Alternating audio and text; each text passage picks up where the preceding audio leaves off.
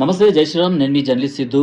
So Ramanarayanam ఏదైతే విజయనగరం జిల్లాలో ఏదైతే రాములవారి ఆలయం అండ్ అతిపెద్ద ఆంజనేయ స్వామి విగ్రహం ఏదైతే ఉందో, సో అక్కడ శ్రీరామాయణ శంఖారావం అనే పేరుతోని ఒక కాన్క్లేవ్ జరుగుతుందన్నమాట. ఇది ఈ నెల అంటే సెప్టెంబర్ 26, 27, 28, 29.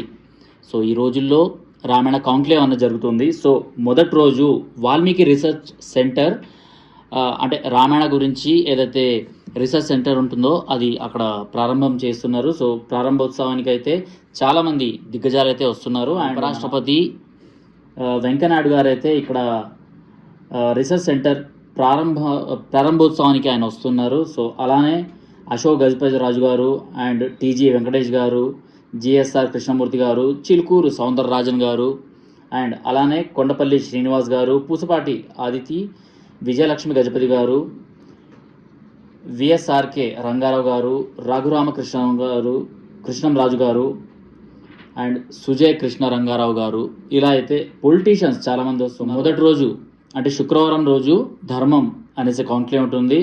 రెండో రోజు దైవం అనేసి కాన్క్లేవ్ ఉంటుంది. ఇదంతా వాల్మీకి రామాయణం ఆధారంగానే అక్కడ పెద్దలు వచ్చేసి దీని గురించి మాట్లాడుతుంటారనమాట.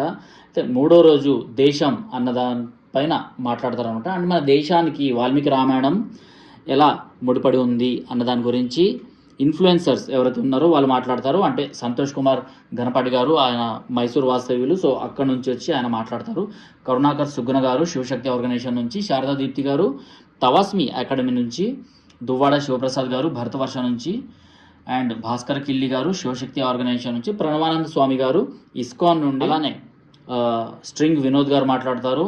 కళ్యాణ్ కుమార్ చాట్లపల్లి శివశక్తి నుంచి, ఆశీష్ నేరెడ్డి గారు ఇండిక్ ఇంటర్నేషనల్ స్కూల్ నుంచి, లలిత్ కుమార్ గారు హిందూ జనశక్తి నుంచి, శ్రీరామ చక్రధర్ రాళ్లబండి గారు, ఆయన ఈ తవాస్మి ఏదైతే అకాడమీ ఉందో దాని వ్యవస్థాపకులు. సో బెంగళూరులో ఉంటారు అన్న కూడా వచ్చి ఇక్కడ మాట్లాడతారు. అండ్ ఫస్ట్ డే నుంచి ఇదంతా ఏర్పాటు చేస్తుంది ఆయన. సో మీరు కూడా తప్పకుండా రావాలి అనేసి నేను కోరుతున్నాను.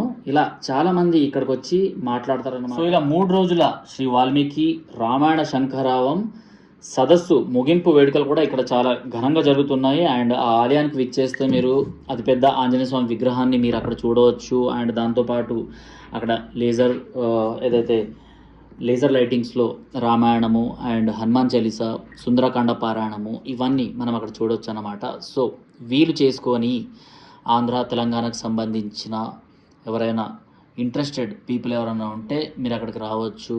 వచ్చి 3 రోజుల పాటు అక్కడ ఏదైతే వాల్మీకి రామాయణం నిజమైన రామాయణం ఏంటి అన్నది తెలుసుకోవాలి అనుకుంటే, ఇప్పుడు సినిమాల్లో ఏంటంటే రామాయణాన్ని వక్రీకరించడము అండ్ ఒక్కో ప్లేస్లో ఒక్కో నాటకాల ఆధారంగా రామాయణాన్ని కాస్త మెరుగులు దిద్ది, లేకపోతే ఉన్నది లేనట్టు లేనిది ఉన్నట్టు ఇలా చూపిస్తుంటారనమాట. సో వాటినంటికి చెక్ పెట్టేలాగా అసలు వాల్మీకి రామాయణం ఏం చెప్తుంది అన్నది ఆ రోజు చర్చ అన్నది జరుగుతుంది. సో మీరు కూడా రండి అండ్ ఇందులో భాగస్వాములు కండి. జై శ్రీరామ్.